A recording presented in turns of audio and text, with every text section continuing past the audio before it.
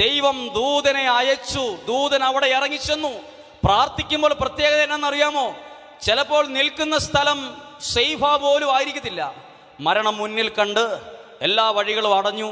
ഇനി എന്ത് ചെയ്യും, ഇനി മുന്നോട്ട് നീങ്ങാൻ പറ്റുമോ എന്ന് ചിന്തിച്ചിരിക്കുന്ന സമയത്തായിരിക്കും ദൈവം നമ്മുടെ പ്രാർത്ഥന ഉയരുമ്പം ദൈവം ഒരു വഴി തുറക്കാൻ ഒരു ദൂതനെ നമുക്കായി അയക്കുന്നത്. ഒരു കരം ഉയർത്തി സന്തോഷത്തോടെ ഉറക്കിയെന്ന് പറഞ്ഞ് ഹല്ലേലൂയാ, ഹല്ലേലൂയാ.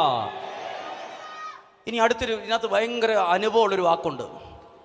ദൈവത്തിന് വേണ്ടി ജീവിതം കൊടുത്ത പൗലോസ്ലീഹായെ ആർക്കൊന്നും ചെയ്യാൻ പറ്റിയില്ല. കൊടുങ്കാറ്റിന് പോലും ഒന്നും ചെയ്യാൻ പറ്റിയില്ല. ഒന്ന് പേടിപ്പിക്കാൻ പറ്റി. ദൈവത്തിൽ ആശ്രയിക്കുന്ന അകത്തും പുറത്തും പല ഭാഗത്തും ഇരിക്കുന്ന എല്ലാവരും കേട്ടു. ദൈവത്തിന് വേണ്ടി ജീവിതം കൊടുത്ത്